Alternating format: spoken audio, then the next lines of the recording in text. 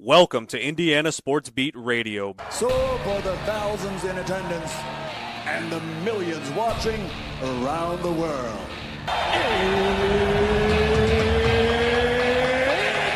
Time! Three on the way. Oh! It went in! It went in! And Indiana wins the ball game! Know your role and shut your mouth, you jabroni! Float game for the win! Ayla's gone. Goodbye. Touchdown, Indy. Woo! IU. America. They got a football team now. It's pretty simple. I win. Google me. You know that I'm the cream of the crop. Now, here's Jim Coyle.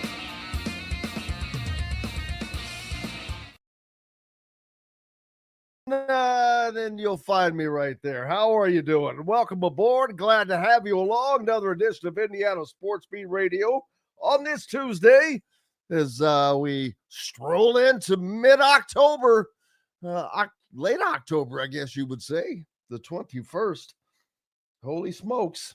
The thing that I dread more than anything throughout the year. I could probably pick this one thing that happens each year that I hate more than my birthday, which means I'm older. And that is when we move back the clocks. Damn it, do I hate that. It is so depressing. It's just like everything just goes oh man. But what are you gonna do? It could be worse. You could be on that time the whole time. And then how about the all those years when those two dumb states like Arizona and Indiana didn't recognize daylight savings time, and Indiana had areas of the state that were in two different time zones. Yeah. That was marvelous. That was marvelous. So got a new phone yesterday, so I've been screwing around with that. Now you got to learn how to deal with all that different, because it's a same as far as it's Samsung and all of that, but completely different phone. And I'm so glad that I've got a case coming for it. I got right on to Amazon and said, got to get that here ASAP. Because haven't had, this one was a replacement phone, although it was a piece of, I'm not going to say it, but it's one of them fold out deals. It was great when it worked, but it didn't work long after it got replaced. But I beat the living snot out of it, mainly because it's too thick, and you put a case on it, and man, it's even thicker. So now I've got one with a bigger screen, but much thinner. So we'll see how that works. But this is supposed to have an awesome camera, and so I love doing video and things of that nature with all of the events that we get to cover. As a matter of fact, I was watching some of it the other day, and I'm like, man, they got so much stuff. I need to just put that out there as, you know, the sights and sounds of this college football season. And I need to start taping more in those lines with some other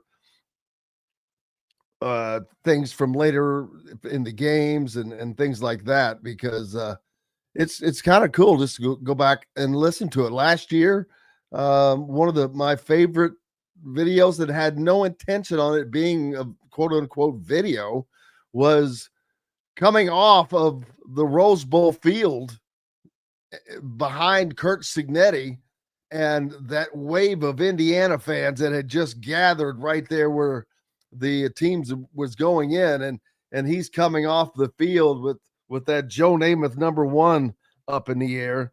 And that was a pretty cool video to get. But the best video I ever got will never be topped. I have the video up that was Bob Knight's first and last interview upon his return to the Indiana University campus. I guess this was back in 2019 when he came to that baseball game. I mean, I know I've told the story before. It's been a while, but I was there at a baseball game. I think it was on a Sunday, and their press area is, pretty small, as you can imagine. It's a much smaller facility. It might hold 6 people on the bottom, and there's one way in, so you got to come in from the one end, and then there's a row behind you. But not only was I on the bottom, I was 6 in. I was over against the wall, and just sitting there watching TV, and they keep showing.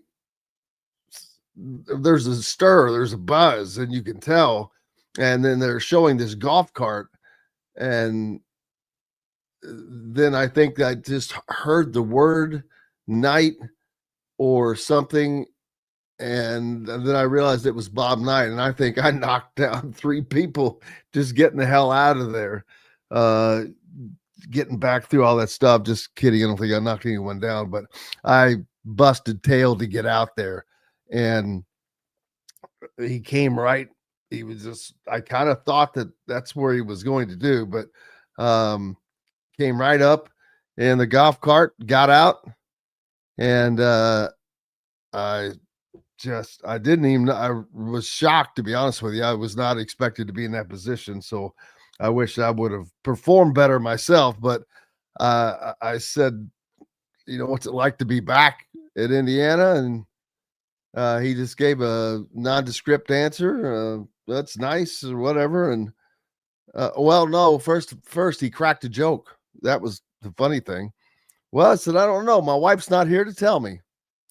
But he was just, cordial as could be, but that was it. That would be the one and only. And I was very lucky to get that. I've got it posted on my YouTube deal, but I was in such a hurry to get it out. I misspelled exclusive, and I have Xlive, and it drives me insane because every time I see that, because it's pinned, it just drives me nuts that that's up there. So, hey, I'm going to pull the George Costanza. Speaking of George Costanza, I'm out for a minute. I got to take a break. The great Mike DeCourcy's coming in. He's like he's the George Steinbrenner. He's the boss, man. He's got it going on. Looking forward to it. Great to have you guys along. Great to be with you on this very fall-like Thursday or Tuesday, as the temperatures are starting to eke down into some great football weather. Back with more Indiana Sports Beat Radio right after these messages. Andy Moore Honda is Bloomington's #1 Honda dealer for a reason. Buy a new Honda and get a 3-month break from car payments. That's right, no payments for 90 days. That includes the all-new, all-electric Honda Prologue, and you get it for just 0.9% financing. Or the 2024 Honda Ridgeline Black Edition or the Honda Accord LX, both for just 1.9% financing. Get more to your door from AndyMooreHonda.com, Bloomington's #1 Honda dealer and your best place for new and used vehicles. If you're looking for a new home in the Indianapolis area, you need Cheryl Sizemore from Brick and Ivy Realty. Cheryl Sizemore has over 2 decades of experience, and that could be the difference in getting the home you want in today's tough housing market. Reach out to Cheryl at CherylSizemooreSells@gmail.com or 317-701-0838. That's 317-701-0838. Let Cheryl Sizemore sell or find your new home today. Huddle up, football fans. Tailgate season is here, and nobody gets you ready for game day like Academy Sports and Outdoors. Swing by your local Academy store or shop online at academy.com to find everything you need, from grills to jerseys and more. Be a watch party legend with gear from top brands like Nike and Under Armour, all at unbeatable prices every day.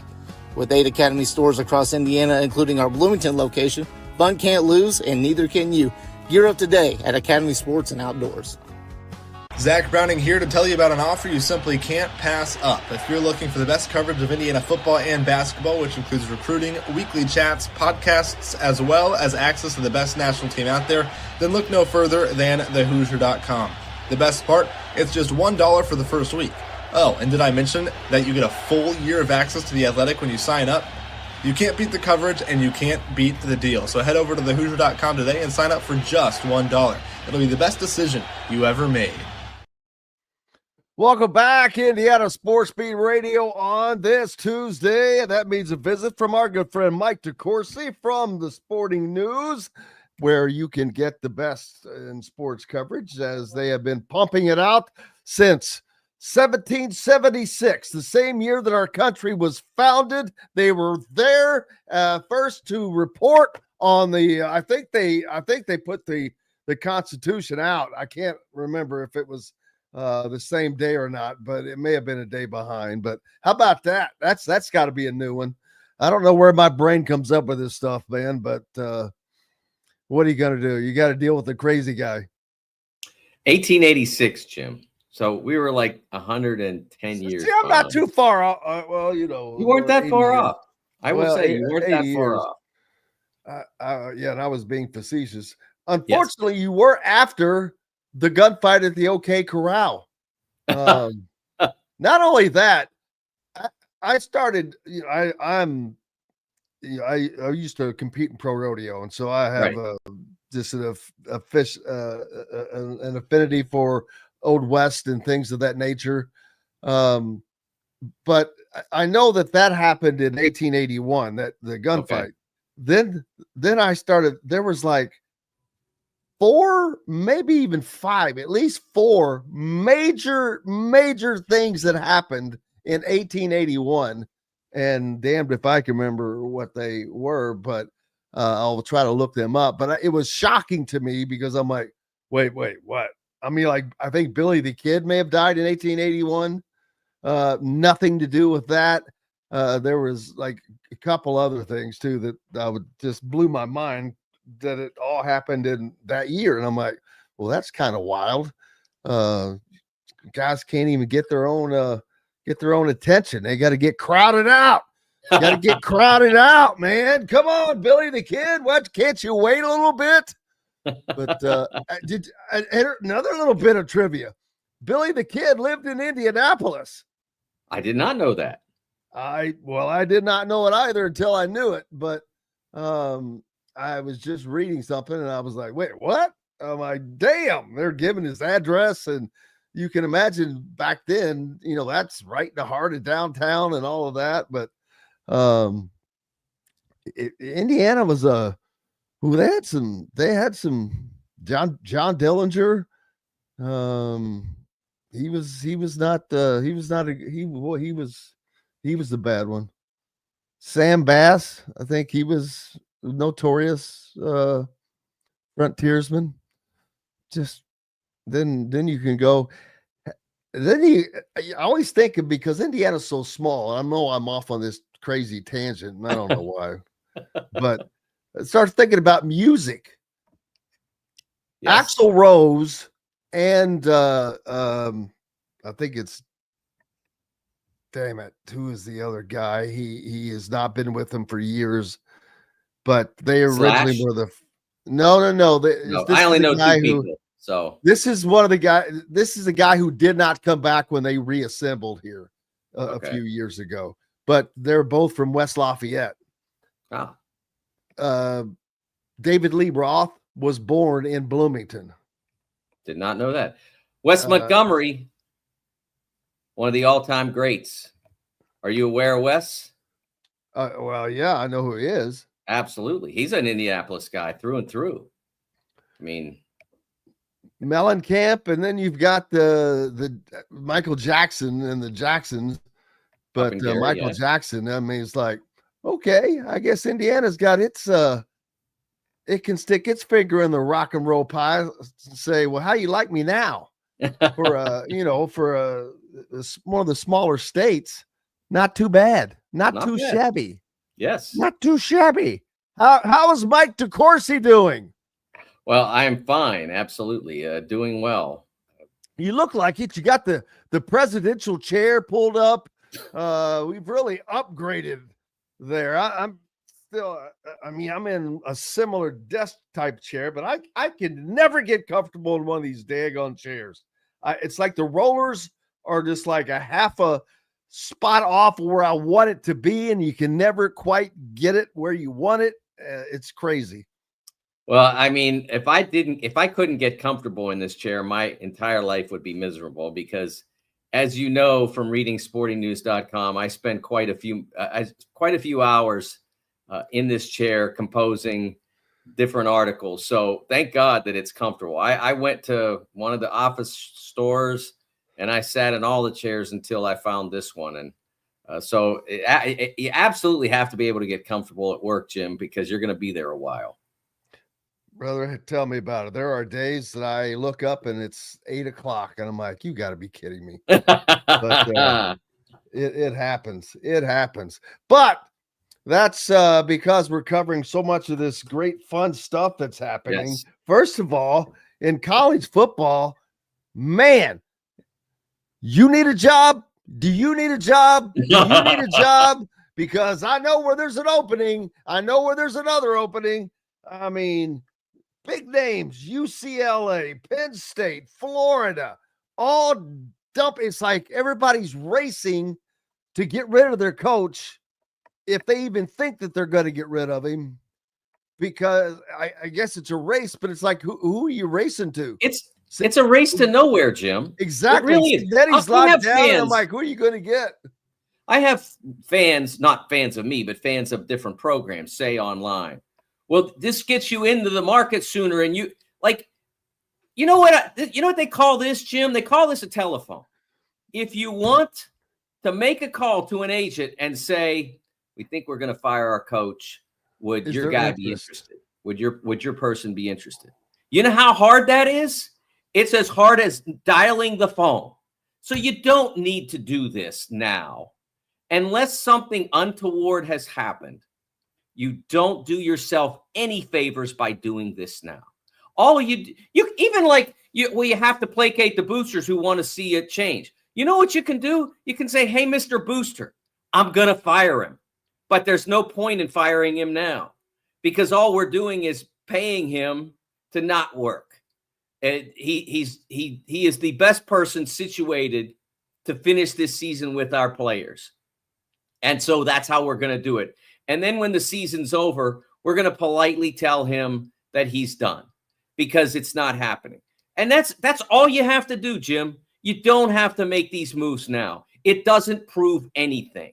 But all these athletic directors now are making these moves now, as the Florida situation is the most preposterous. They fired the guy after he won a game. Now, was it a pristine performance? No. And in 2 weeks, you're going to play Georgia and you're probably going to lose 56-7. He's won back-to-back games, as a matter of fact, including one over Texas. I mean, it is just ridiculous. There's the other part about this that sometimes is positive. Well, if you let him get momentum, then you won't be able to. No, you do what you want to do. He can get all the momentum you want, and you can win a bunch of games, and then you can fire him at the end of the year because you don't think it's where you want to be. Whatever, there's no control there's no circumstance that's out of your control as the administrator in charge, whether it's the school president or the athletic director or some combination thereof. There is no circumstance in which you are advantaging yourself by getting your coach fired now and getting into the market earlier, because these things are not done publicly. These transactions do not happen publicly. If you want a new coach, you call that person's agent and you say, I want your coach. And then the agent says, well, this is what it'll cost, or he's not really interested in leaving, or whatever the case might be. But this stuff about you have to do it now, I think that Florida showed an absolute lack of leadership by getting this done now. When you've got a game in 2 weeks, you could maybe go win it. It's your rival, the largest outdoor cocktail party and all that. Well, what kind of party is it now? You're going in with an untested head coach who's not on a 2-game winning streak. This approach is absurd. And then here's the other thing, Jim. Now, I'm not saying Florida was wrong. I mean, they had multiple years of. Well, they're wrong to do it when they did it. I think it's dumb. It's just dumb. Yeah, but I'm saying, like, in general, like Billy Napier had several years to show whether or not he was. Oh, absolutely. So I'm not saying that, but there are some coaches who are being let go because they had one slip, and that's a mistake, Jim. In this era, nobody fired the coach of the 49ers because they went, I think, 6-11 last year. They said, well, we had a bunch of guys lose to injury, and this guy's been really good in the past. Kyle Shanahan has had it. Has done great things for us, so we're not firing him because he had one 6-11 season. But that's happening in college football right now, and at some point they're going to have to understand that it is no longer 75, 85, 95, 05, or 15. It's 2025. Things are totally different now. Things are so totally different that Indiana can be the best or second best team in the country, and you have to process that and try to figure out how do you get to be where Indiana is now. And as the Jets have shown over the years, as the Browns have shown over the years, changing all the time doesn't get you there. No, and not only does it not, the only team that I agree wholeheartedly with what they did was UCLA. Yeah, that was a horrible hire to begin with. And it was just, you could just, anybody that had a half a brain could look and say, this is not how you run. This is like how you would run a lemonade stand, not a business. Yeah. The mistake I think they made was in bringing him back at all. I agree with that. And I think you could say that for Napier too, that they were pretty, they had pretty. Yeah, especially when you know that he is sitting there on someone's mind going, well, if he did just this, he's going to be gone. It's probably already the mentality going into the season. I've said this on many occasions. If you think you should fire your coach, you should fire your coach. And I don't mean that like immediately. I mean, if you get to the end of the year and it's not going where you think it should go, you probably should, because your boosters or your fans or whatever, they're going to go in that direction. They're going to push you in that direction, whether you follow them or not. And that's not to say that everybody that like is a fan gets a say. I'm saying if you are the owner or president of the school or athletic director or whoever's empowered, whether it's a professional team or a college team, when they get to that point, the idea of bringing somebody back to prove it or whatever, it almost never proves out that it was a wise move to return. Now, there are people sometimes who are really capable coaches who get caught up in that because their administrators aren't really capable. I'm not saying that doesn't happen, but it usually winds up that you end up making the move anyway. So the sooner, if you make the move at the end of the 24 season, then you don't have to make the move or feel compelled to make the move in the middle of the 25 season. It comes down to good coaching. It really does. I mean, there's other things that go into it. Don't get me wrong. You got to have a great transfer portal guy and recruiting and all the position coaches. But I hate to. Curt Cignetti is kind of forging a new path in this new. It's a new college era of college sports, college football specifically, and he's carving his own path in this new era by dealing with all the things that are out there and taking the good and putting it to his advantage, even though he's not one of the teams that's a Texas Tech that has, the payroll, whatever it is that they have, or, et cetera, et cetera. And it shows you it can be done. This is like Cincinnati winning the freaking World Series against some of these teams. Now, maybe not quite that much. Maybe that's a little. Well, I think the difference, Jim, is that while there are much more highly capitalized teams than Indiana, they still exist within Indiana's sphere. So like Ohio State, Penn State, Michigan, USC, Alabama, LSU, Florida, more highly capitalized, et cetera, but they are all in those two conferences. There aren't very many schools outside those two conferences that can claim a vast advantage over IU because of the Big Ten membership and what that conveys and the opportunity it provides and the television revenues that are available as a result.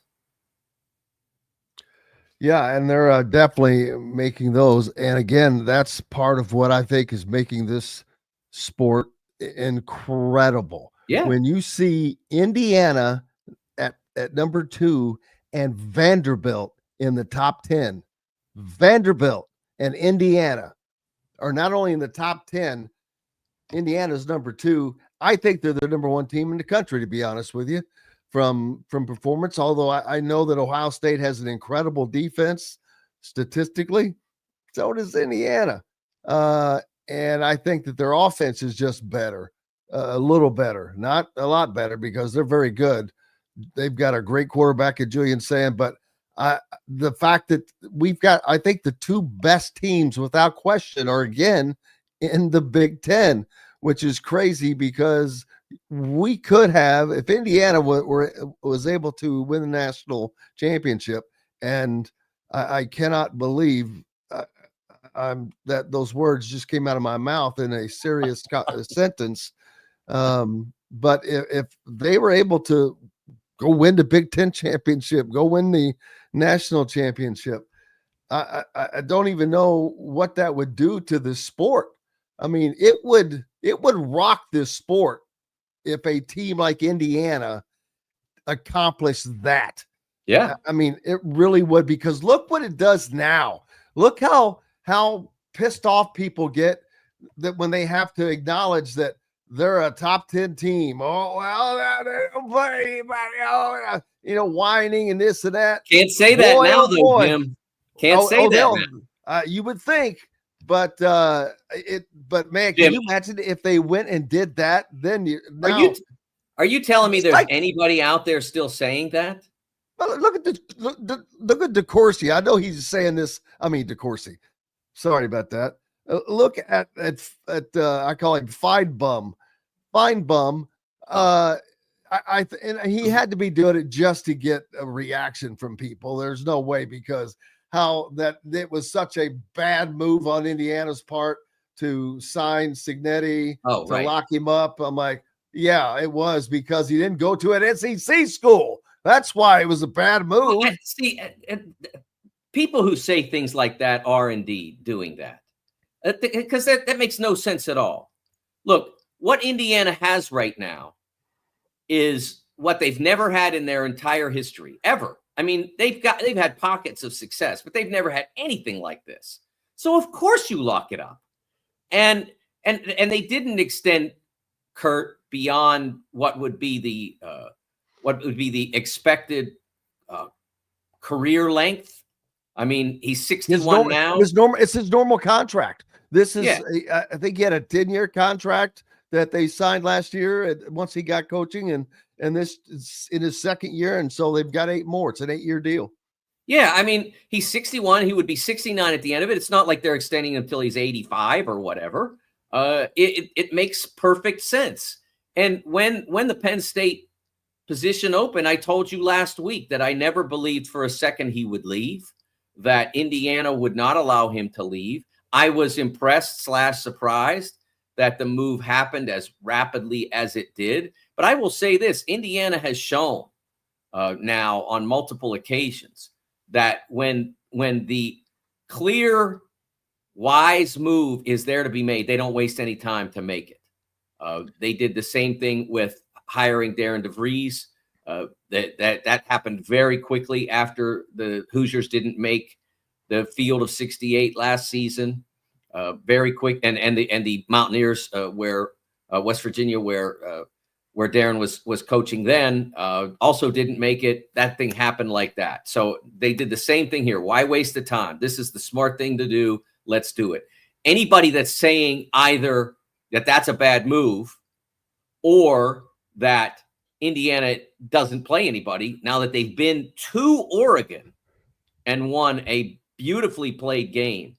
No freak luck, as Rocky's old manager Burgess Meredith would have said in the original Rocky. Mickey he said that was freak luck. Like that's not freak luck. They went to Oregon and they won a fiercely contested game by playing brilliantly, and so that doesn't mean that they're going to win Saturday or whatever. Like you still have to go out and do the deal week after week after week.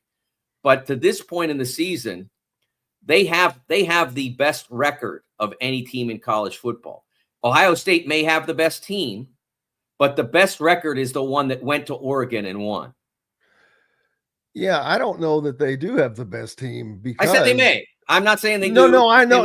I know. I'm just saying from my standpoint, because of the wins that they have, Alabama has had a good run now that they've gotten things together, but they still have a loss to an unranked team on their on their blotter. Indiana has gone to one of the toughest places. And, I'm kind of getting tired of hearing about how tough it is to play there. You know what? Yeah, it is, but it's no worse than going to Beaver Stadium. It's no worse than going to the Big House. It's no worse than going to the Shoe. No worse than going to Tennessee or Alabama, those places. Well, yeah, but it depends on the team that's there as well. Like, I think I'd take my team to Beaver Stadium and feel pretty good about it right now. They've lost four. Well, right now, yeah. Well, that's my point. You're not only going to Autzen Stadium, which is a challenge, but you're going to play this Oregon team, which is really good. And they hadn't lost there in 2 years. Yeah, or 3. So that's why I'm saying that. Although I may be on the side that until somebody beats Ohio State, they look really imposing. If I'm using NCAA tournament bracket principles to seed if I were doing a projection for the CFP like I do with Fox for the NCAA tournament, I would have Indiana as the one overall is the point I'm making, because they have that win at Oregon over this Oregon team. That's the best resume in college football right now. Now, they have to continue to do this. They have to keep stacking the wins. And if they do continue to do this and keep stacking the wins, then there's a very strong likelihood that the Big Ten championship game could be unlike anything we've ever seen in that game. And we've seen some terrific teams go through there. Future national champions, Ohio State in 2014, Michigan in 2023, Ohio State again in 2024. We've seen some fantastic teams go through there. But I don't think we've ever had a matchup like is portended by the current 1 and 2 positions in the conference and in the polls. Like I said, we don't know for sure that's where we're going, but if we get there, it's going to be amazing. It certainly has been a fun ride so far, as I expected it to be. Mike DeCourcy from the Sporting News with me. Appreciate you being with us as well. We've got plenty more coming up here on Indiana Sports Beat Radio. Back with it and more right after these messages. If you're looking for a new home in the Indianapolis area, you need Cheryl Sizemore from Brick and Ivy Realty. Cheryl Sizemore has over 2 decades of experience, and that could be the difference in getting the home you want in today's tough housing market. Reach out to Cheryl at CherylSizemore@gmail.com or 317-701-0838. That's 317-701-0838. Let Cheryl Sizemore sell or find your new home today. When it comes to apparel and promotions, Freethink has you covered, literally, whether it's 24 or 200 shirts for sports leagues, businesses, or groups. Freethink Apparel and Promotions can also create your very own merchandising store. Freethink Apparel and Promotions did it for Indiana Sports Beat Radio, and they can do it for you. Whether it's screen printing, embroidery, digital printing, promotional products, vehicle wraps, or anything else under the promotional line. See what Freethink Apparel and Promotions can do for you at freethinkapparel.com. Huddle up, football fans. Tailgate season is here, and nobody gets you ready for game day like Academy Sports and Outdoors. Swing by your local Academy store or shop online at academy.com to find everything you need, from grills to jerseys and more. Be a watch party legend with gear from top brands like Nike and Under Armour, all at unbeatable prices every day. With 8 Academy stores across Indiana, including our Bloomington location, fun can't lose, and neither can you. Gear up today at Academy Sports and Outdoors. Whether it's a night out with the family, after work with colleagues, or catching the game with friends, Bubba's 33 is the place for you. Bubba's 33 offers a mouthwatering menu of selections that are all made from scratch every day. The portions are big, but the prices are small. And with over 50 big screen TVs, you'll never miss the big game. Bubba's 33, pizza, burgers, beer. Welcome back, Indiana Sports Beat Radio, on this Tuesday. Mike DeCourcy from the Sporting News with us, and we are halfway through the college football season. And man, I don't know, I'm kind of laughing that people haven't, I don't want to say gone after, but really pointed out how almost useless the AP poll is. Because, and I don't mean that to be degrading, but it's because you want me to be degrading? Because I will. You don't freaking know. Nobody freaking knows for those first 5 weeks almost. You may think somebody's supposed to be good. Texas should have been good, but they're not. Indiana was not supposed to be the number 2 team in the country, maybe the number 1, but they are. It's just Texas, boom, gone. Penn State, gone. Who am I missing? There was somebody else. Clemson, gone. Number 4. It's all they're still doing this like it was 10, 15 years ago when you base it on the year before. And that's just out the window completely now. Well, the polls have always been absurd, and that's why I longed for and campaigned for what we see now in college football for much of my career. I've been trying to get college football to understand how preposterous it is to vote on a champion, and that's what they did from 1936 until 1996, something like that. So it's 60 years, and then they allowed a computer to pick the 2 teams that played for it. That was preposterous. And then they allowed a bunch of people to pick the 4 teams that would play for it. And that was preposterous. Now you have a way, if you're Indiana, to assure that you get in the tournament. And that is you win the Big Ten. And it's the same in the ACC. It's the same in the SEC, et cetera. And then after that, then to fill out a championship field, you can have a selection committee. I don't have a problem with that. It exists in a lot of sports. But at the core, you have an opportunity to take the humans out of it by winning your conference. And that should absolutely, that was a necessity. So I have always been opposed to the polls. I participated in the AP basketball poll for 2 years, 90 and 91, I believe it was. I believe those were the 2 years.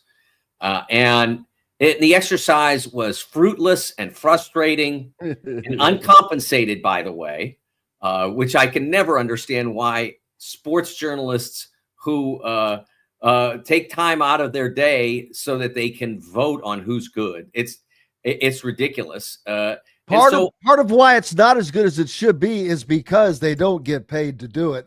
And therefore they're like, well, I'm not, this takes a long time to really, to do it right.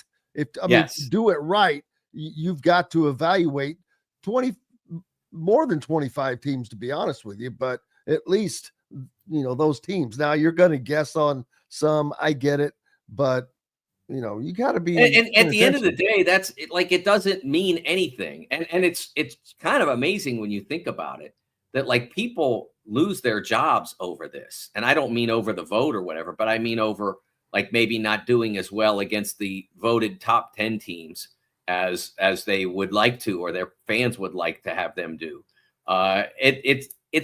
It's the most ridiculous construct in all of sports, voting on who's good and then treating it as if it were consequential.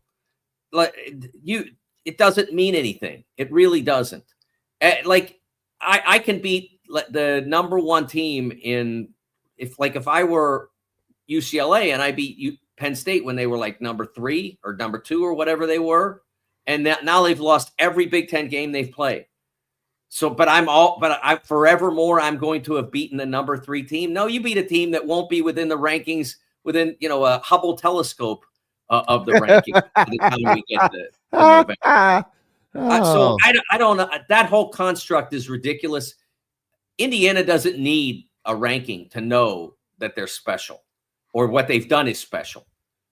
They need to continue to achieve and perhaps play in the Big Ten championship game, perhaps play in the college football playoff, and perhaps advance round after round after round into the college football playoff. That's what really matters. Five Lefts would like to hear you do your best Mick impression, and I don't know. We're talking about Mick Jagger, Mick Cronin. Which Mick are we doing here? Mick Hucknall? I mean, the only Mick I could think of was you got me at Mick Cronin. I wouldn't have pulled that one out, but yeah, I was like, what is that? I hate when I see stuff like that because it gets my brain off of my train of thought. We've got expansion that is definitely coming. Don't say that, Jim. Until they come over the wall, don't say that. The only reason I do is because you got the daggone NCAA president, Charlie Baker, saying, I see plenty of teams that are deserving not getting in. I'm like who? Like North Carolina? Like Indiana last year? Yeah. No, you don't. You don't. He has no evidence for that. Jim, I will tell you what. I will challenge Charlie Baker anytime he wants to talk to me about this, to have a debate about this, because I spend, and since 2019-20, of course, we didn't have a tournament that year, but every year since 21, 22, 20, all the way to 25, I spend a significant part of my week from the last weekend of December until the second week in March, the selection Sunday. I spend a significant part of my week looking at the difference on one side of that line and the other. A significant part. I run through the data. I run through what has worked, what has gotten teams in the past. I compare this team to that team and what they've accomplished. And I look at all of that. And in my entire time at Fox, there has never been a team that was left out that indisputably had a spot in the field. The last time that I identified that as having happened was Monmouth in 2016. So it's been almost 10 years since we had a team that absolutely unequivocally should have been in the tournament that was left out. Now, there are times, and you could Notre Dame say that about West Virginia though last year. But there were arguments against West Virginia. Was there a better argument for? That's what I was going to get to. There are times when you can say as a team that's left out that we deserve to be in more than the team that got in. There's usually one or two of those each year, usually more like one.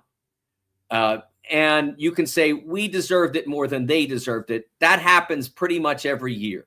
If you look at the bracket matrix, which includes 200 brackets, and the vast majority of them are fairly serious enterprises. They're not all professional. But they put a lot of the same work, if not more, into it than I do. And so there's usually one team that everybody or most everybody in that bracket matrix has in, and one that gets left out, and one that's is left out but gets in by the matrix consensus. There's usually one, but in terms of indisputably qualified, it doesn't happen. I hear now that after I disputed Charlie Baker's position online yesterday, I heard from a lot of people supporting Indiana State 24. Nice team, had their chance, played 5 games against teams that made the NCAA tournament that were like field games, not like automatic bid type games, but these teams would have been in no matter what. It was Drake, it was Alabama, Michigan State. I think there were 3 Drakes and Alabama and Michigan State, and they were 1-4 in those games. Yeah. 1-4. They had 3 shots at Drake, lost 2 of them. Could they have been in a different year when there were fewer bid steals? Maybe they get in. But in that year, that was the field, and they didn't earn it as a result of losing those four games. They lost 80% of their tournament quality games. You can't say that team indisputably belonged in. No, it was a great story, and it was probably more emotional than anything. Yeah, a lot of that. Yeah, I get this all the time. We should make sure that if we do get extra bids, that they should all go to mid-majors. Why? Well, because I'd rather watch. Well, first of all, if you'd rather watch Illinois State or James Madison, why aren't you watching them during the regular season?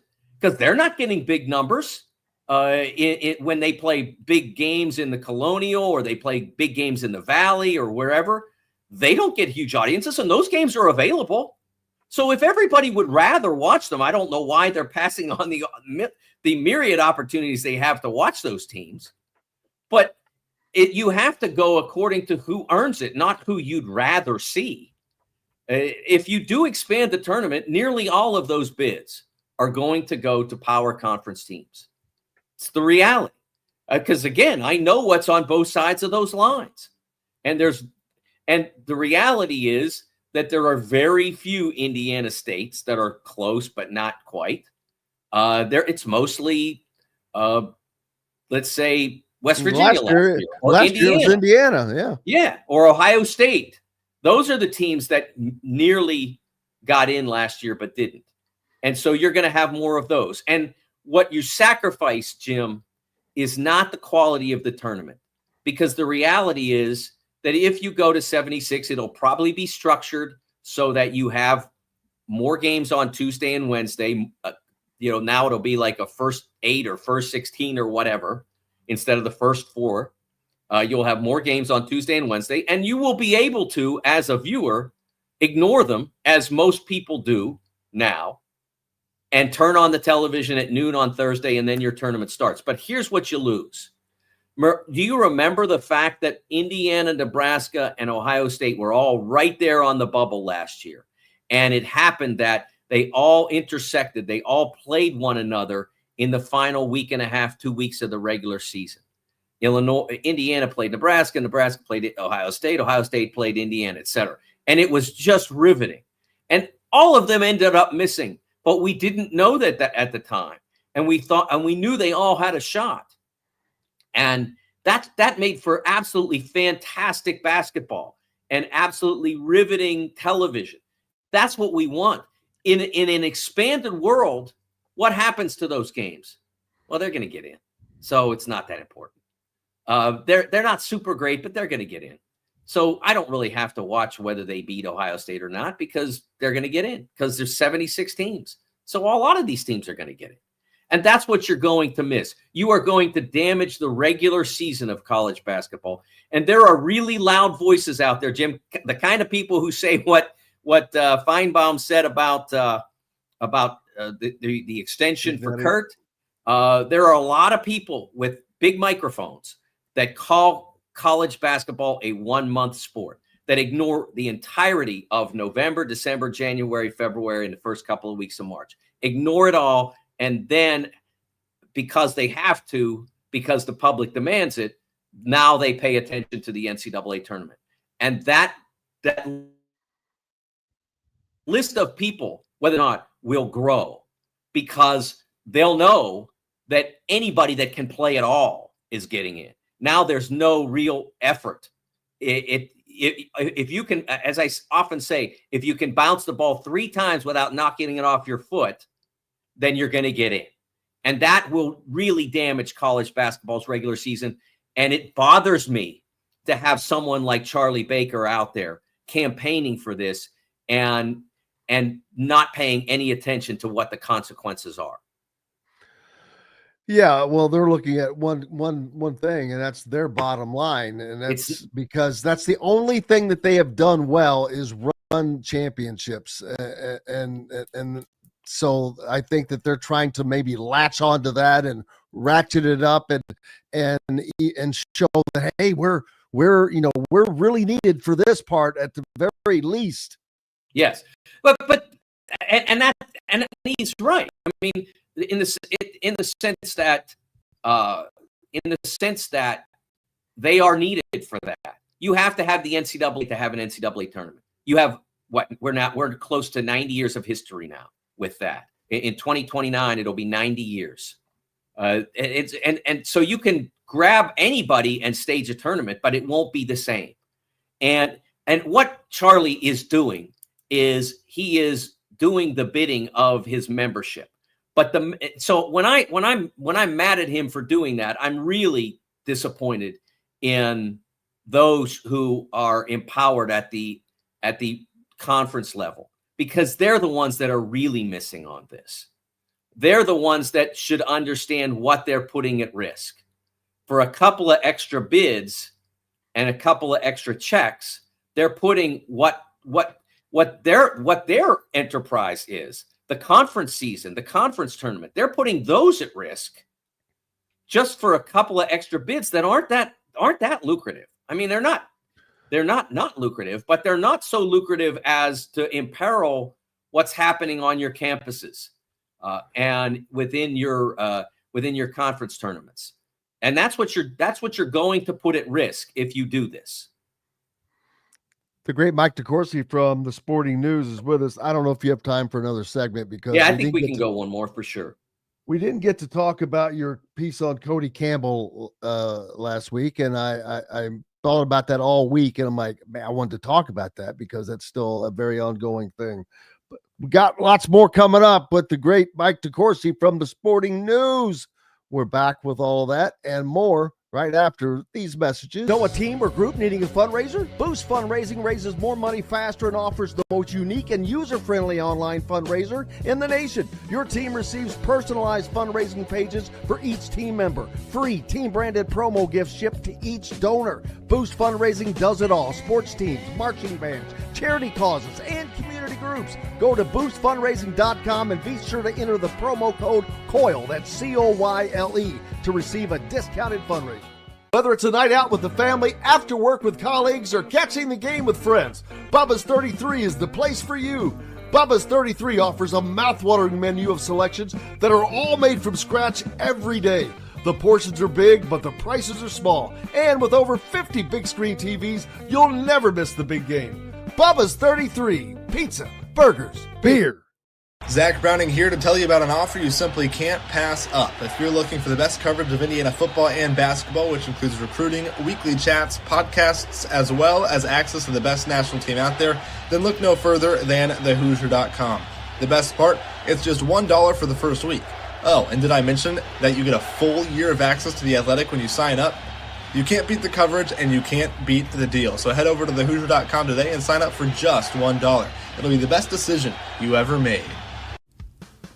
Huddle up, football fans. Tailgate season is here, and nobody gets you ready for game day like Academy Sports and Outdoors. Swing by your local Academy store or shop online at academy.com to find everything you need, from grills to jerseys and more. Be a watch party legend with gear from top brands like Nike and Under Armour, all at unbeatable prices every day. With 8 Academy stores across Indiana, including our Bloomington location, fun can't lose, and neither can you. Gear up today at Academy Sports and Outdoors. Welcome back, Indiana Sports Beat Radio here on this Tuesday. Glad to have you along. Mike DeCourcy from the Sporting News is with us as well. And a lot of stuff going on behind the scenes that you probably are not aware of. A couple of different factions pushing different agendas. One is the NCAA is kind of aligned with, basically.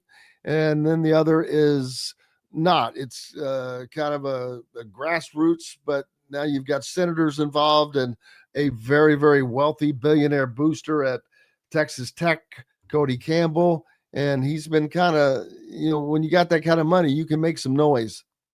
Yeah. Cody Campbell, who is a former Texas Tech football player, made a lot of money in the oil business and is a Red Raiders booster now. And he has put on television campaigns to try to change the way college athletics function. And we're not talking about minor tweaks to how college sports function. We're talking about massive changes that he's proposing with basically no evidence that his ideas are better. And he's in most cases not signifying why he even believes his ideas are better. He's just saying, my ideas are better, you should support them, in so many words. What he has advocated for in an editorial that he wrote for USA Today was, first of all, the elimination of the NCAA, because he believes the NCAA as an organization has fought against meaningful, positive change. I presume, such as name, image, and likeness payments, etc. He didn't really specifically say which changes they fought against, but I think we all can presume that the amateurism issue and all of that would be part of it. And what I pointed out in my response article to his editorial is that those rules were all passed by the member schools. And the member schools all said to the NCAA here, enforce these. Do it real.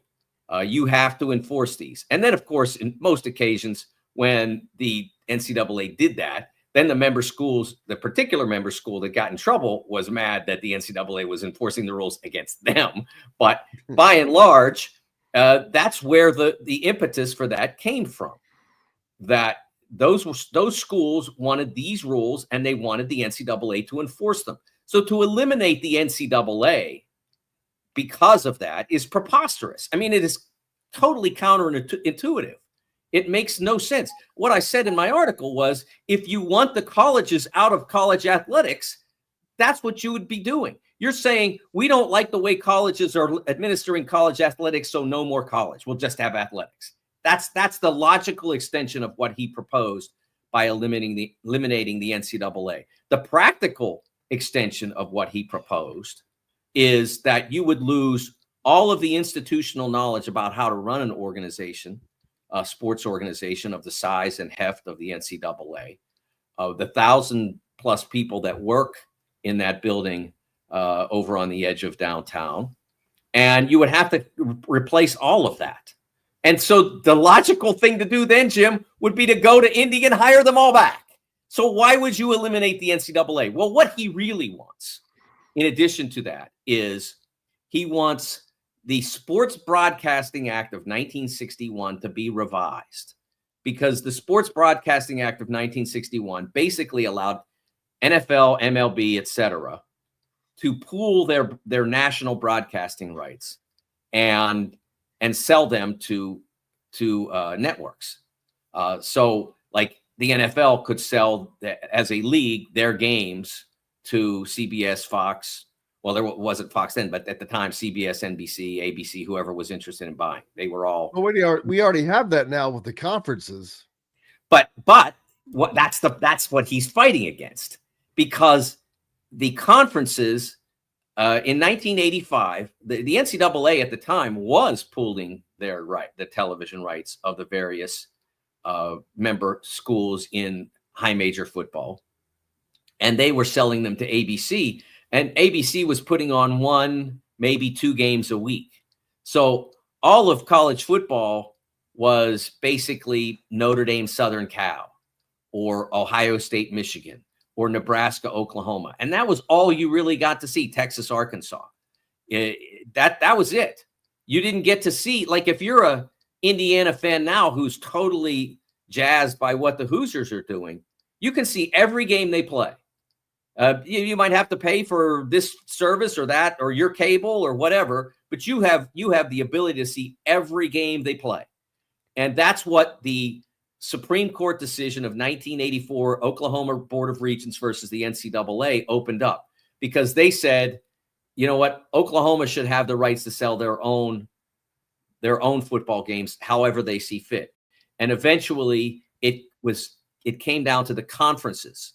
It took a little while, but eventually it came to the conferences pooling their rights and selling them, and Notre Dame in their instance selling their television rights individually. But then the Big Ten, SEC, Big 12, etc., sell their rights as a group. And why Cody Campbell is bothered by that, Jim, is that Texas Tech games aren't worth as much as Ohio State games. It's as simple as that. He's mad about that, and he wants Ohio State brought down and Texas Tech brought up so that they can be on an even playing field. And that's not logical. That's not reality.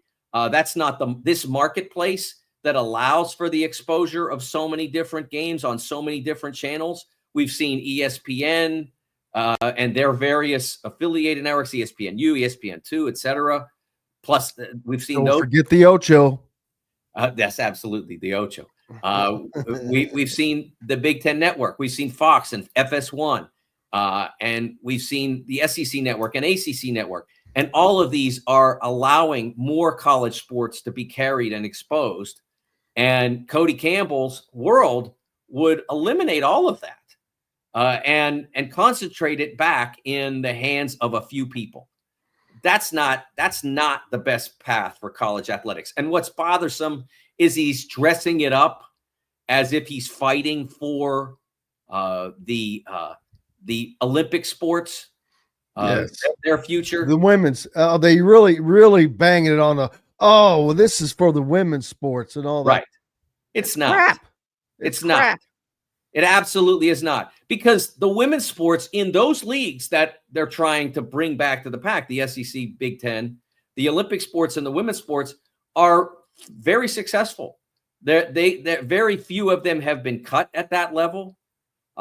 Even with revenue sharing and that sort of thing, the revenue share, the introduction of revenue share for the 2025-26 academic year, $20.5 million per school if you can afford it. The introduction of that led to the elimination of 14 Division I athletic programs. And it's only 14 if you count diving, which was cut at 2 schools that's continue to sponsor swimming. So they got rid of diving, which was maybe like 5 athletes at each school. But they still have swimming at those schools. So it's really a dozen. When we had the pandemic, we had many more sports that were cut as a result of that. So the revenue share world is not hostile to Olympic sports and non-revenue sports, or whatever you want to call it, or women's sports. It's not. As a matter of fact, women's sports have grown as we've gone through NIL and now rev share. I mean, we're seeing the volleyball competition. I don't know how much it's connected to you, Jim, because Indiana has not been elite at that. But Nebraska they are now ranked. Now ranked. Well, they're coming. So, but Nebraska and Oklahoma and a lot of Louisville and Pitt. I mean, they're selling out arenas now for these matches. They're selling them out. It's the heart of volleyball in the NCAA. And I know that when before I moved up here from Southern Indiana, there's a huge area in Louisville where it's recreational, it's club volleyball, where the girls that play on their high school teams that are already good, like those Catholic schools, Assumption and all of those down there, It's a big deal, but it's also it's a huge spectator or a sport that people can continue to play after college and into your 30s, 40s, whatever, that you can continue to participate in. Plus, now like these women's teams, that's competitive as hell to watch. Oh yeah, let me be honest, and I don't mean to be sexist, but there are some sports you're like, just because it's not as, when it comes to volleyball, I don't want to be in front of any of those kills coming down. They'll rip your head off, man.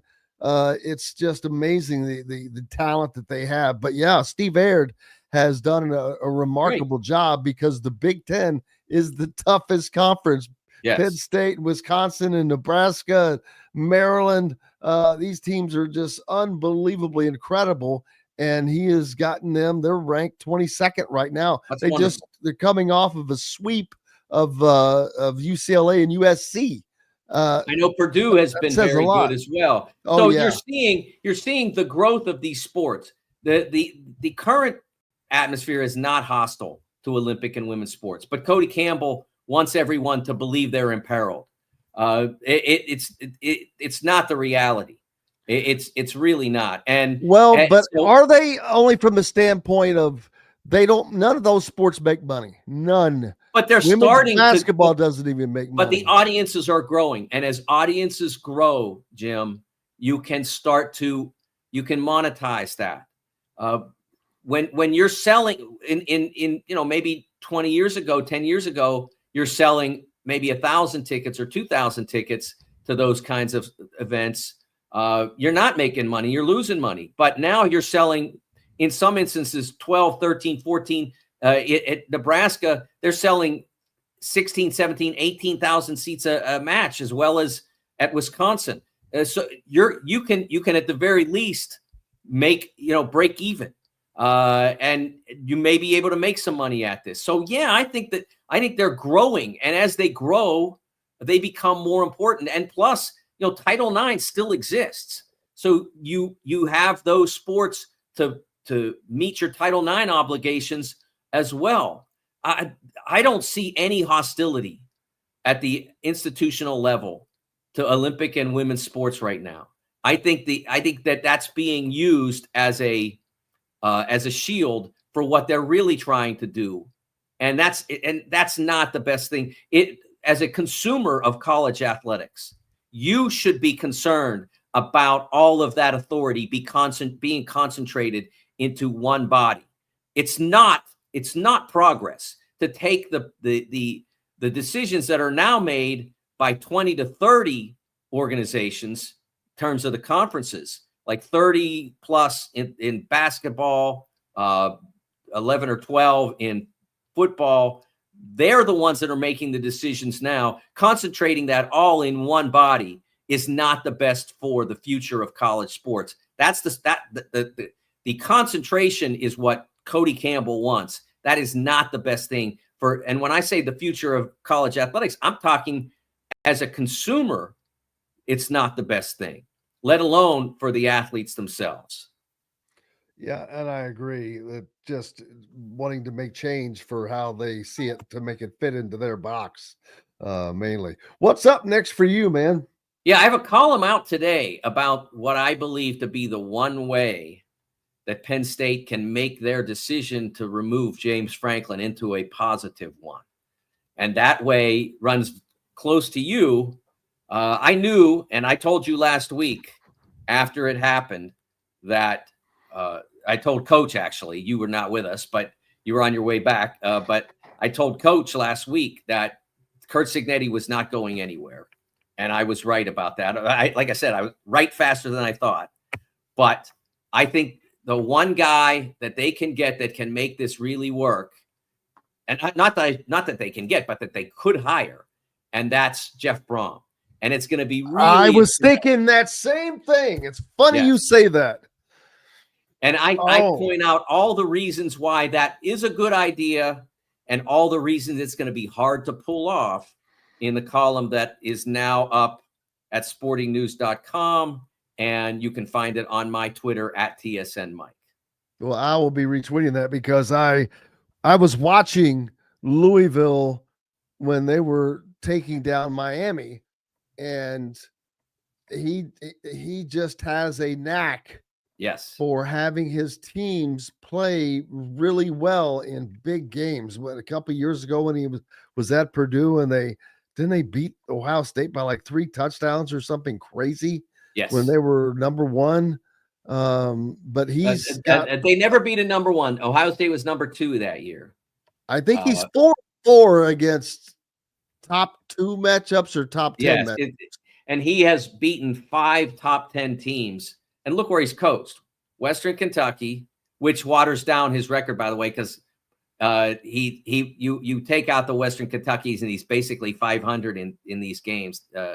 And I think he's like 4-7 in the Western. Yeah, it is. But you take out Western and he's basically 500 against top teams. He's got victories against number 2 Ohio State in 18, number 2 Iowa in 21, number 3 Michigan State in 21, number 10 Notre Dame in 23, and then this past weekend number 2 Miami. That's really impressive. It's odd that you say that because I was watching that and I was thinking the same thing because they kept talking about his record against top teams, and I'm like, well, there you go, Pat Kraft. There's your guy right there. And it would be a match made in heaven. Now, it would not be the perfect storybook ending for Jeff Brom landing in Louisville, which he could stay there if he wants, and he could probably coach as long as he wants. Right. But I don't think you're going to have a chance to win a national championship there. Not that you can't. You can win one anywhere, but I just don't think it will happen there. But if you go to Penn State, you know you're going to have the resources, and that's up there. But yes, I agree with you 1,000%. Man, I'd say great minds think alike, but that would be an insult to you, so I won't do that. But yeah, I was watching that game thinking, man, that's the guy they ought to go after. And I know they can get him because what's he making? $6 million a year? $6 million, yeah. That's chump change, man. That's chump change in this business. They would double him to like 10 or 11, probably. At least 10, I would say. Yeah. How do you turn down an extra, $4 or $5 million a year on a 5-year contract? That's $20 million. Yeah. So that'll be the question: home versus opportunity. So we'll see what happens. Make sure you check it out at the Sporting News. Man, I was thinking very about. I cannot wait to read it. Mike, thank you, sir. Appreciate you. And thanks for the extra time today. We appreciate you very much. You bet. Mike DeCourcy giving us a few extra minutes today here on Indiana Sports Beat Radio. More coming up after we take a little pause for the cause. After these messages, of course. The ISC Sports Network is your home for sports content across the Hoosier State. Find us live on TV and streaming or archived on our website and our app. The ISC is your one-stop shop for the content you want to see, including high school sports, college sports, and other great events throughout the year. Subscribe to our streaming service and get access to it all. ISC, local lives here. Know a team or group needing a fundraiser? Boost Fundraising raises more money faster and offers the most unique and user-friendly online fundraiser in the nation. Your team receives personalized fundraising pages for each team member. Free team-branded promo gifts shipped to each donor. Boost Fundraising does it all. Sports teams, marching bands, charity causes, and community groups. Go to boostfundraising.com and be sure to enter the promo code COYLE, that's COYLE, to receive a discounted fundraiser. If you're looking for a new home in the Indianapolis area, you need Cheryl Sizemore from Brick and Ivy Realty. Cheryl Sizemore has over 2 decades of experience, and that could be the difference in getting the home you want in today's tough housing market. Reach out to Cheryl at CherylSizemore@gmail.com or 317-701-0838. That's 317-701-0838. Let Cheryl Sizemore sell or find your new home today. When it comes to apparel and promotions, Freethink has you covered, literally, whether it's 24 or 200 shirts for sports leagues, businesses, or groups. Freethink Apparel and Promotions can also create your very own merchandising store. Freethink Apparel and Promotions did it for Indiana Sports Beat Radio, and they can do it for you. Whether it's screen printing, embroidery, digital printing, promotional products, vehicle wraps, or anything else under the promotional line. See what Freethink Apparel and Promotions can do for you at freethinkapparel.com. Okay. Welcome back. UCLA. Curt Cignetti's presser. UCLA, for this we're week's playing a game 3-0 against football UCLA. team that's undefeated. That's 3-0 in the conference. Since they have retooled their staff and now have their new defensive coordinator and offensive staff in place. Very impressive football team, okay? And offensively, this team is rushing for 233 yards a game right now in their last 3 games, which would be against Penn State, Michigan State, and Maryland. Okay? Time of possession, 36.5 minutes. That means the other team has the ball 23.5 minutes. 50% on third down, 70% on fourth down. They've gained 2 possessions with 2 fake punts. So they're keeping the ball away from the other team. They're starting fast, outscoring people in the first half 58-17. Okay, averaging 33 points a game. And defense, a lot of different personnel packages, really try to keep you off balance, really impressed with what they do. When you get outside of normal down and distance situations, you see a lot of stuff. They got about 7 personnel packages, a variety of blitzes, pre-snap looks with linebackers mugged to try to confuse the quarterback a little bit. And they're a rejuvenated football team. And led by a talented quarterback who really has a quick body and a live arm and has made some big plays with his legs also. Really good skill people and, a new offensive design, so to speak.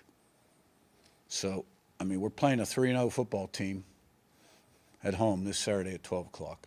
Michigan State, good conference win. Offense scored touchdowns their first 5 drives. The first 2 in the third quarter were great to see. They're all great to see.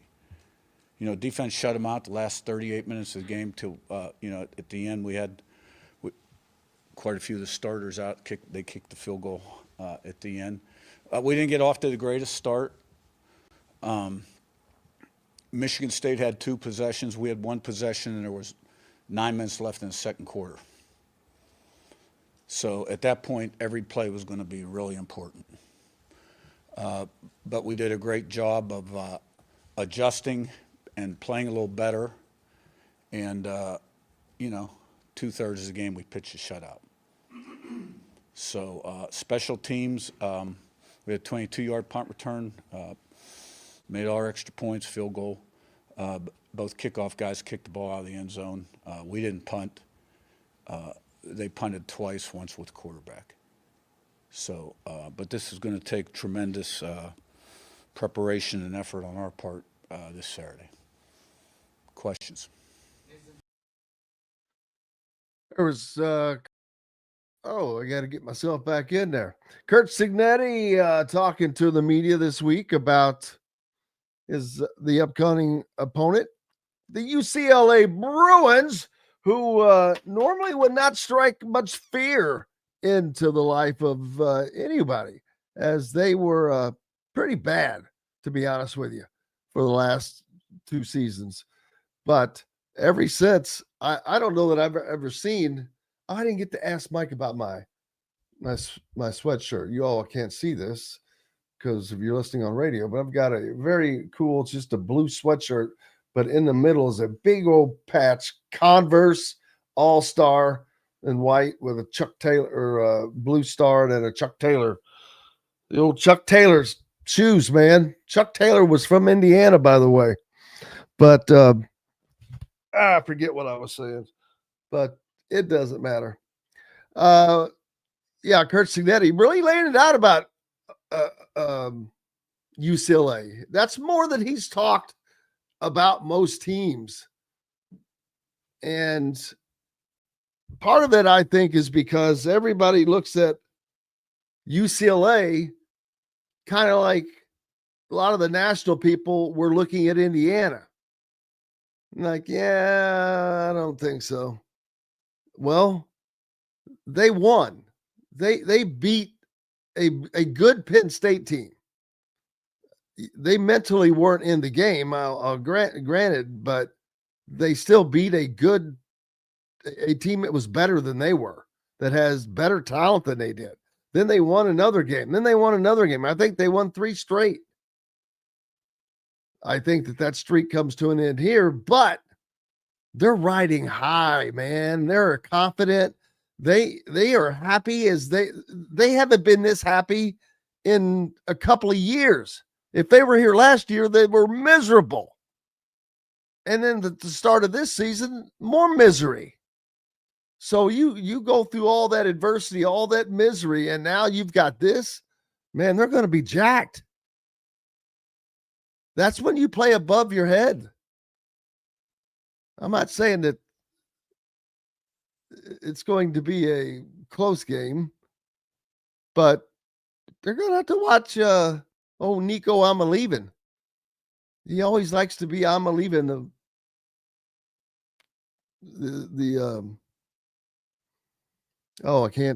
I'm drawing a big old word blank today. Pocket. He likes to be I'm-a-leaving from the pocket and get out there and run. But that's one thing about the Indiana defense I've noticed this year. Man, even when those guys, other than the very first game or maybe 2, when they made some adjustments, a lot of tackles for loss. A lot of tackles for loss. A lot of sacks. A lot of sacks against good teams. There cannot be another stat like Indiana taking on 2 top 10 teams and allowing very few points, but grabbing 13 sacks in those 2 games. Yeah, that's getting it done. That is getting it done. Hey, before I forget, I meant to say this yesterday. I want to shout out to Josh Bruick up there in Fort Wayne. Big thanks to him and everybody at the Hoosier Ticket Project. They took care of another great group of fans over the weekend. Got to see the Michigan State game. 2 of those was Fulton and his grandfather Kelly. I got to go to what I believe was their first IU football game. So congratulations. Glad that you got to experience that. I noticed that the AP poll, 9 ranked teams lost, and every team moved except for 1. Do you know who that is? Well, I'm not waiting. It's Ohio State. They're the only team that didn't move. They stayed at the number 1 spot. Indiana moved up from number 3 to number 2, but everybody moved. Some out, some in. Vanderbilt is experiencing their first top 10 since 1947. This is stuff that we were saying about Indiana last year. Except for Indiana went from being 3-9 to 11-0. 11-1. 10-0 and then 11-1 rather. Yeah, they didn't have that build up here. But I am shocked that and I may have changed the subject accidentally with Mike, but coaches are losing their jobs just so fast now. And it's like, it's pointless. What are you going to do most situations it's pointless. UCLA, oh boy, that was definitely needed. Obvious, and boy, does it's like UCLA was someone had a balloon in their stomach and it was just continuously pumping air into that balloon, and it was getting bigger and bigger and bigger, and then finally someone was able to reverse engineer it, let's say, because UCLA was obviously just a miserable place to be, which I kind of thought that already, which last year when Tino Sunseri left to go there, I was already thinking, why would you make that move, man? But hey, knows more than I do. There's been a new one of the committee members for the college football playoff committee is taking off for personal time, but will not be replaced. So they're going to have one less.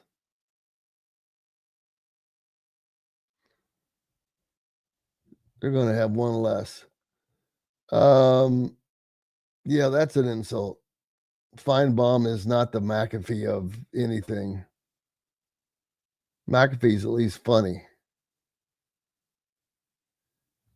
And a little bit more intelligent on the sport of football and other sports. Kind of have to play the game.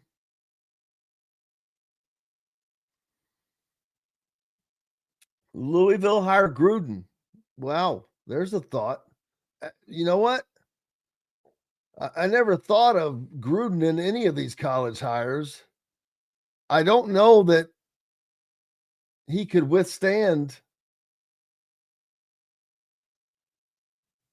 that. Big David Little swope down there in the I don't know, are you in the 502 or the 812? 812 Southern Indiana, 502 is Louisville.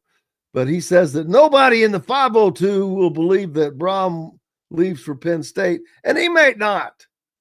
He might not. I get it. I mean, that's a situation that just doesn't happen in life, man. Think about your dream job, okay, happening at the dream location, where you went to school, where you went to high school, the town where you have roots, where you're so well known. I mean, it's a perfect situation. But there's always a big hairy but. But he's making probably, I think, around $6 million, which I said earlier, which, yeah, that sounds like a lot. But it's not when you compare to what Penn State will pay. Lots more than that. Lots more millions. Jeff Brom right now doesn't even make $6 million.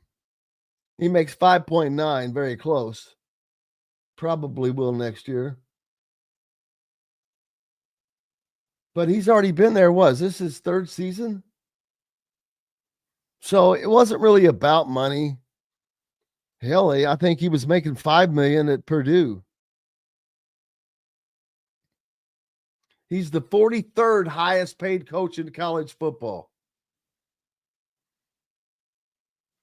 So it's not really about money for him. I don't know that he would leave Penn State. I mean, it's funny. You get jobs like this that you think people would just run, just empty the hills to get to. And then sometimes it's like, I'm good right now. And that's I'm kind of getting that feeling with the Penn State situation, although I know Matt Rule is sitting there just salivating. He wants out of Lincoln. I have no doubt. It's for whatever reason, they just can't get it done there. And I don't know if it's a lack of money. It shouldn't be. We've seen what Curt Cignetti was able to get done before they started getting the money. They've gone through multiple coaches. I'm not sure why he would be so desirable for Penn State, Matt Rule. I mean, he hasn't really gotten the job done out in Nebraska, but hey, whatever. But then that's going to create, if they hire a named coach, then that creates a vacuum. And then now you've got an opening somewhere else, whether it's at Nebraska, then you're probably, forgot to write down Wisconsin. You're probably going to have an opening at Wisconsin. Yeah, I got to put it up here. Wisconsin. Think of those names, though. UCLA, Penn State, Florida, Wisconsin. Probably not the only ones. But yeah, it's odd that Mike brought that up, because that sure crossed my mind this weekend when I was watching that game, because of his record mainly against those bigger teams. He gets it done. Hey, we've got to take a break. We'll hear more from Curt Cignetti when we get back, and more chatter. Clam chowder. Back with more Indiana Sports Beat Radio right after these messages. Andy Moore Honda is Bloomington's #1 Honda dealer for a reason. Buy a new Honda and get a 3-month break from car payments. That's right, no payments for 90 days. That includes the all-new, all-electric Honda Prologue, and you get it for just 0.9% financing. Or the 2024 Honda Ridgeline Black Edition or the Honda Accord LX, both for just 1.9% financing. Get more to your door from AndyMooreHonda.com, Bloomington's #1 Honda dealer and your best place for new and used vehicles. If you're looking for a new home in the Indianapolis area, you need Cheryl Sizemore from Brick and Ivy Realty. Cheryl Sizemore has over 2 decades of experience, and that could be the difference in getting the home you want in today's tough housing market. Reach out to Cheryl at CherylSizemooreSells@gmail.com or 317-701-0838. That's 317-701-0838. Let Cheryl Sizemore sell or find your new home today. Huddle up, football fans. Tailgate season is here, and nobody gets you ready for game day like Academy Sports and Outdoors. Swing by your local Academy store or shop online at academy.com to find everything you need, from grills to jerseys and more.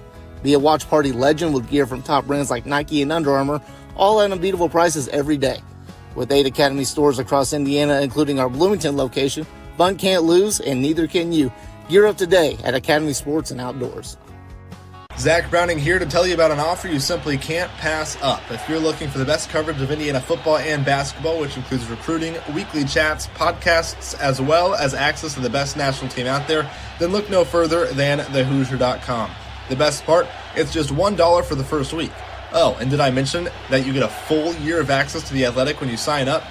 You can't beat the coverage, and you can't beat the deal. So head over to thehoosier.com today and sign up for just $1. It'll be the best decision you ever made. Welcome back, Indiana Sports Beat Radio on this Tuesday. Glad to have you along. I was just reading that Penn State, and in getting rid of James Franklin in the middle of the season especially, but his contract ran through 2031. And, of course, they have to pay him that remainder, which was roughly $56 million. But the funny thing is, had they just waited until the end of this season, they would have saved themselves $8 million. just to wait till the end of the season. That's dumb. That is just, give me that $8 million. If it means that little to you, let me have half of it. Hell, I'll take one of it. But that's $8 million that was just pissed away. It angers me, man.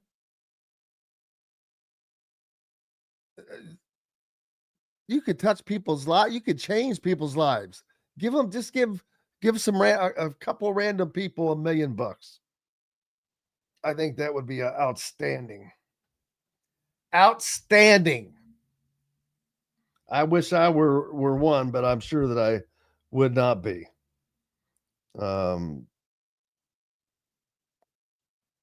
Earlier, I was talking about college football coaches, man, going by the wayside. I mean, when you get fired before the season's halfway over, there has to be a really good reason. It's like something has happened, or UCLA situation, completely understandable. But the rest of these, we're just dumb. What are you getting ahead of? I mean, unless you've got a bad locker room situation, a bad team situation, which that's not something that I would know about or we would know about unless it came out.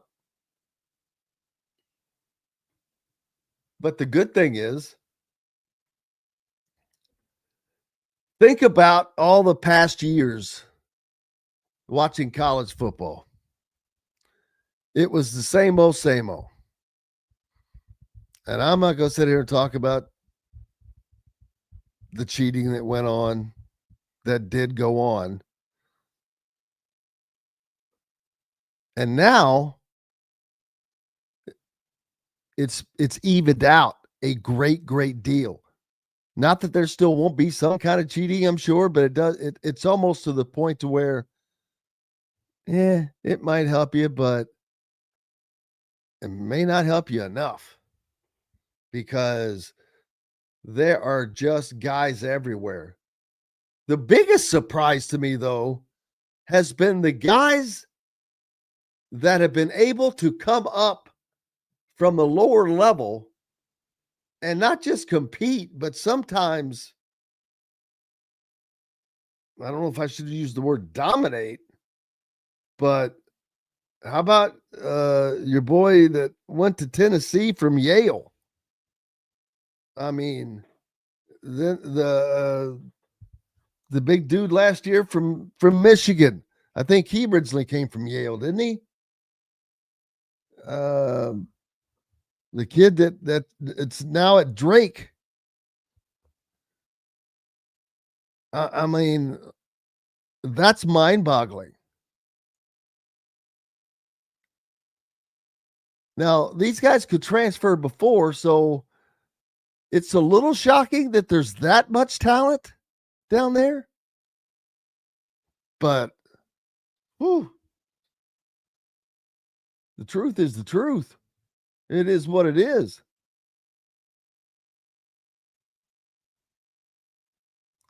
Brian says the Penn State needs a loan right now. Well, they just might. This is going to be an unbelievable amount of money, because they were already in the middle of putting in a boat ton of money into the football program. They are in the process of finishing a new practice facility et al., which is going to be something, of course. You get to show it's like taking the coach out in a new car. Coach, we got this new car we'd like for you to drive around. This is what you'll drive every day when you come to work. And think about the facilities they have there. So that's not like it's going to be a sell. I mean, go look it up online sometime. Massive.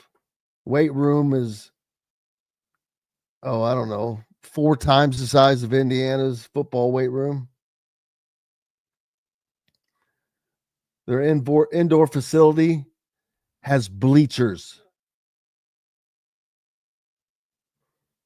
I have not been in the Indiana's in the Mellencamp Pavilion since they redid it. I heard that they spruced it up, which I sure hope, because that's all I kept saying every time I would go in there. This place looks like death warmed over. They couldn't put any bleachers in there, unfortunately, because it's not quite wide enough, which is a shame, because that would be cool to do. I don't know, spring, if it's rainy or whatever the case may be. But $700 million going into that, $100 million going into getting rid of their coach with everyone. Another $100 million is going to cost them to get a new coaching staff. Hell, it's going to cost $100 million just for the coach, 10-year contract, whatever. It probably won't get a 10-year to start out, but 5-year contract. It probably, Franklin was making 8, so I'm guessing they're going to have to buck up. Do they go up to 10? So even if it's a 5 or 6-year contract, there's $60 million more.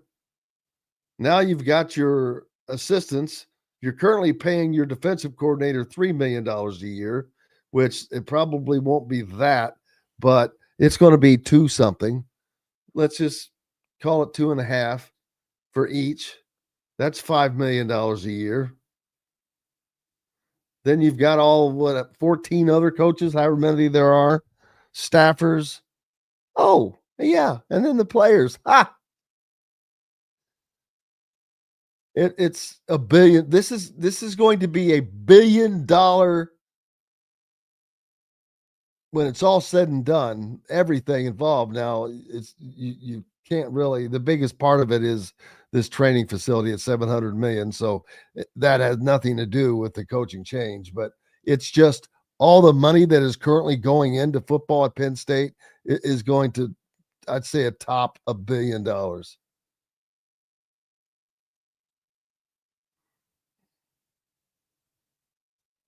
So craziness. But who is going to take? I mean, all right, if it's not Jeff Brum, I wonder who.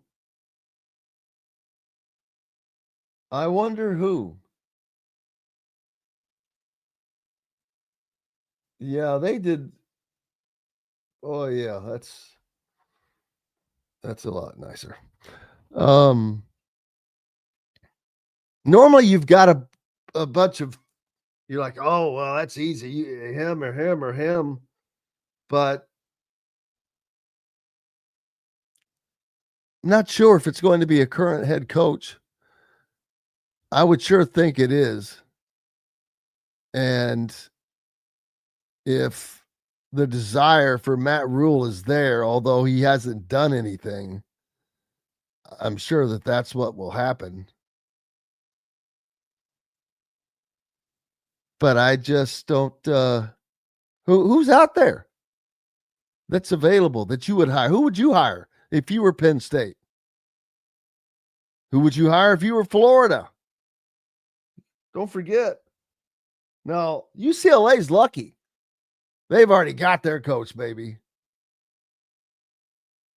Yes, Brian, the Brom family played at Louisville.